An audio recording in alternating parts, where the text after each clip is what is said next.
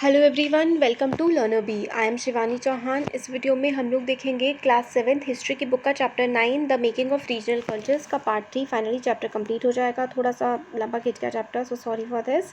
अब देखते हैं, इस वीडियो में हम लोग देखने वाले हैं पीड के बारे में, जो आपका इसमें टॉपिक है ना, पीड के बारे में। इससे पहले का हम लोग तो काफ़ी सारा चैप्टर कवर कर चुके हैं। पीड क्या होते हैं? पर्शियन शब्द है जिसका मतलब होता है स्पिरिचुअल गाइड, मतलब एक ऐसा इंसान जो कि आपको भगवान की प्राप्ति के लिए गाइड करेगा। तो इस तरीके से आप समझ सकते हैं। From the 16th century, people began to migrate in large numbers from less fertile western Bengal to the forested and marshy areas of southern Bengal।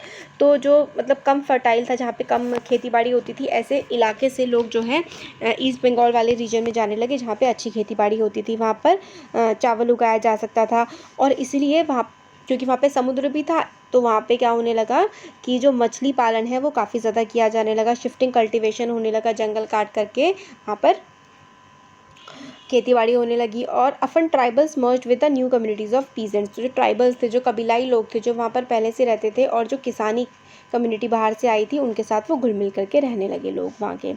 This coincided with the establishment of Mughal control over Bengal with their capital in the heart of eastern delta at Dhaka।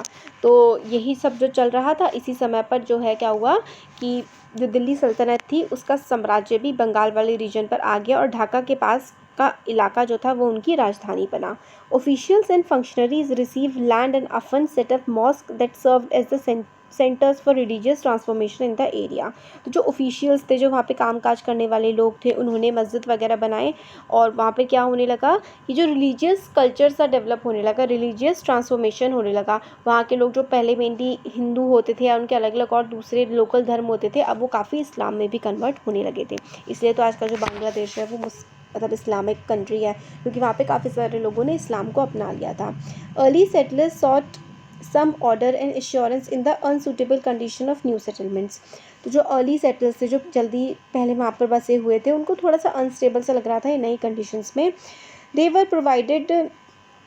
were provided by community leaders and also functioned as teachers and adjudicators and were sometimes ascribed with the super natural powers. तो वहाँ के जो लोग होते थे, local लोग होते थे, वो टीचर्स भी होते थे, वो धर्म या चीज़ों को इंटरप्रेट भी करते थे, और कई बार ऐसा भी खुद को या दूसरे लोग उनको मानते थे कि उनके पास कोई जादुई शक्तियाँ भी हैं। People refer to them with affection as पीर। तो ऐसे लोग जो पढ़ाया भी करते थे, लोगों को अच्छी बातें भी सिखाया करते थे डेली रोज़मर्रा की, और लोग कहते थे कि शायद उनके पास कोई मिस्टिकल पावर्स भी हैं, कोई जादुई शक्तियाँ भी हैं। ऐसे लोगों को मेनली पीर कहा जाता था।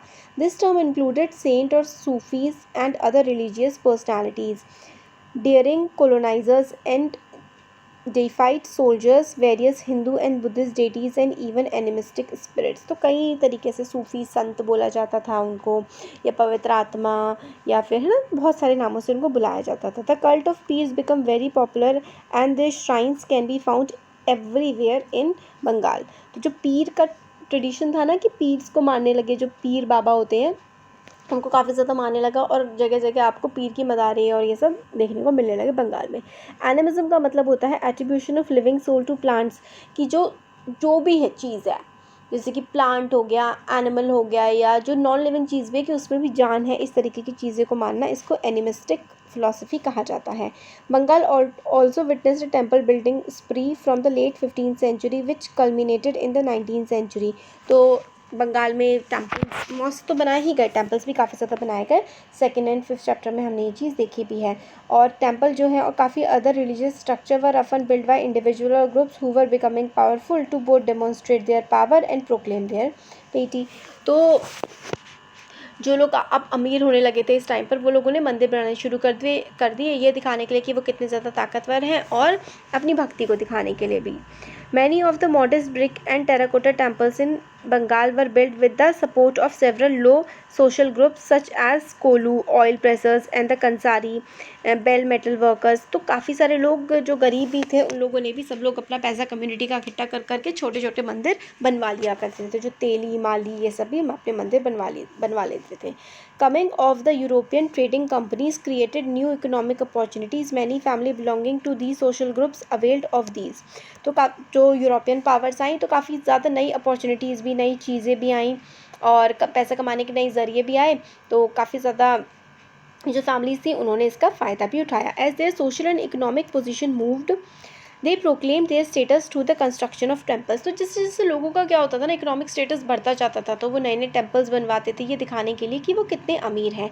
लोकल डेटीज़ यानी कि जो क्या होते हैं, लोकल भगवान होते हैं ना, उनकी भी काफ़ी ज़्यादा पूजा की जाने लगी। उनको थैच्ड हट्स में पहले पूजा जाता था, उनको भी रिकॉग्निशन मिली। ब्राह्मण्स ने कहा कि अच्छा ये भी कोई देवी देवता है, उनकी इमेजेस बनाई जाने लगी और मंदिरों में रखी जाने लगी। Temples begin to copy the double roofed dochala और 4 roofed chauchala structure of thatched hut. तो जो थैच्ड हट होती थी, मतलब डंडों पे ऐसे करके हट होती थी, ऐसे ऐसे करके, यहाँ पे आपको समझ नहीं आ रहा होगा, यहाँ पे बना के दिखाती हूँ, ऐसे करके ये 4 उसके पाए होते थे और ऐसे करके इस तरीके से 4 स्टोरी रूफ बना दी जाती थी। इसको हम लोग क्या कहते हैं, the temples began to copy the double roof dochala और chauchala structure of thatch roof. Remember Bangla dome के बारे में हम लोगों ने पढ़ा था ना। This led to the evolution of a typical Bengali style of temple architecture. तो Bengali style of temple architecture में thatch roof, 4 double roof, dochala और चौचला जो है ये इम्पॉर्टेंट है कि दोचला कहाँ पर कौन सी आर्ट में मिलता है, चौचला कौन सी आर्ट में मिलता है। तो बंगाल फॉर्म ऑफ आर्ट में, बंगाल स्टाइल जो आर्ट है ना, Bengal style in temple architecture, ये इसमें मिलता है दोचला और चौचला। In the comparatively more complex 4-roofed structure, 4 triangular roofs placed on the 4 walls, मतलब 4 walls पर क्या होता था, triangular roof रख दी जाती थी up to coverage on the curved line और a point, और पूरे पॉइंट के थ्रू, लाइंस के थ्रू कवरेज की जाती थी। टेम्पल्स पर usually built on a square platform. तो जो नीचे की तरफ ज़मीन होती थी वो चौखटी होती थी, उस पर टेम्पल्स, मंदिर बनवाए जाते थे। Interior was relatively plain but the outer walls of many temples were decorated with paintings. अंदर तो प्लेन सा था बट बाहर की तरफ जो होते थे ना मंदिर, वो काफ़ी ज़्यादा खूबसूरत से होते थे। Ornamental tiles and terracotta tablet in some temples, particularly in Vishnupur in Bankura district of West Bengal, such decoration such as high decor of excellence. तो इसमें क्या था कि बंगाल में काफ़ी सारे जो टेम्पल्स थे, वही छोटे हों बड़े हों, उसमें काफ़ी ज़्यादा खूबसूरत, बाहर अंदर की तरफ से तो ज़्यादा कुछ ऐसी खूबसूरती पेंटिंग नहीं होती थी, बट बाहर की तरफ काफ़ी ज़्यादा सुंदर डेकोरेशंस की जाती थी। जैसे कि हमें बताया गया है Vishnupur in the Bankura district of West Bengal, यहाँ पर जो है काफ़ी सुंदर सुंदर हमें घर देखने को मिल जाते हैं, सॉरी घर नहीं, मंदिर देखने को मिल जाते हैं। अब आता है फ़िश एज फूड। जो मछली है वो खाने की तरह काफ़ी ज़्यादा इस्तेमाल की जाने लगी। Traditional food habits are generally based on locally available items of food. तो ट्रेडिशनली वही खाना खाया जाता है जो लोकली अवेलेबल होता है। आज के ज़माने की बात कर रही हूँ, आज से कई सालों पहले की बात कर रही हूँ, 400-500 साल पहले की। तो आज तो नहीं है ना ज़ोमैटो, मतलब ऑर्डर किया किसी पे भी और आ गया घर खाना, कहीं का भी, किसी चाहे अमेरिका का हो, चाहे US का हो या किसी यूरोप का हो। पहले ज़माने में जो लोकली अवेलेबल होता था वही खा पाते थे। तो Bengal is a riverine plain which produces plenty of rice and fish. तो बंगाल जो है रिवराइन प्लेन है, काफ़ी नदियाँ वदियाँ वहाँ से बहती हैं, तो काफ़ी फिशेस भी मिल जाती हैं और काफ़ी चावल भी मिल जाता है। Understandably these 2 items figure prominently in the menu of even poor Bengalis. तो गरीब बंगालियों में भी, गरीब बंगाली हो अमीर हो, वो मछली चावल तो खाते ही हैं। Fishing has always been an important occupation and Bengali literature contain several references to fish. तो बंगाल में फ़िश बहुत इंपॉर्टेंट है, तो काफ़ी सब लोग खाते भी हैं। Which is more terracotta, what is more, terracotta plaques on the walls of temples and vihars, Buddhist monasteries depict scene of fish being dressed and taken to the market in the baskets। तो मंदिरों में भी basket में, मतलब fish को ठीक ठाक करा जा रहा है, फिर उसको मार्केट में बेचने के लिए ले जाया जा रहा है। ये सारा कुछ मंदिर की पेंटिंग्स तक में भी दिखाया जाता था। Brahmans were not allowed to eat non vegetarian food but the popularity of fish in the local diet made brahmanical authorities relax the provision for Bengal brahman. तो बंगाल के ब्राह्मण मछली खा सकते हैं।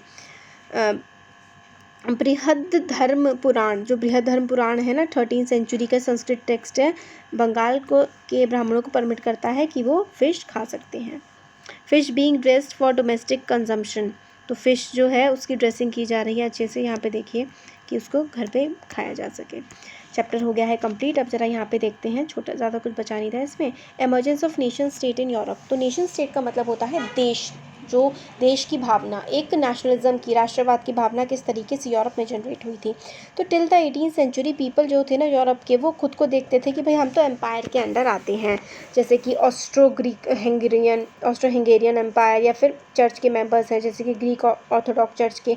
बट लेट 18th सेंचुरी के बाद लोगों ने खुद को आइडेंटिफाई करना शुरू कर दिया कि भाई हम ये भाषा बोलते हैं, फ्रेंच बोलते हैं, जर्मन बोलते हैं, तो हम यहाँ के लोग हैं।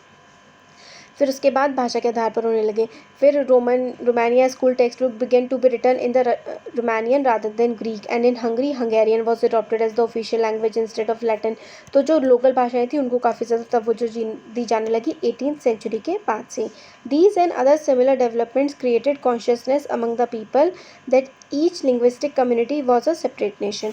तो ये सारे के सारे टेक्स्ट जो हो गए, बातें कि भाई हमारा राष्ट्रवाद की भावना, तो अलग अलग भाषाओं के आधार पर वहाँ पर देश बनने लगे। This feeling was strengthened by the movement for Italian and German unification in the late 19th century. और 19th सेंचुरी के टाइम पे जर्मन यूनिफिकेशन, जो जर्मनी बोलते हैं वो एक देश, जर्मन जो भी भाषा जर्मन, मतलब जो लोग जर्मन बोलते हैं वो जर्मनी का हिस्सा है, तो इस तरीके की बातें की जाने लगी। और वहाँ पर यूरोप में मेनली भाषा के आधार पर देश बनने लगे। तो चैप्टर हो गया कंप्लीट। क्वेश्चन आंसर्स तो हमने ऑलरेडी बहुत पहले से ही अवेलेबल करा रखे हैं। कैसा लगा वीडियो ज़रूर बताइए, अच्छा लगा तो लाइक करिए, चैनल को सब्सक्राइब करिए, अपने फ्रेंड्स के साथ शेयर करिए। Thank you.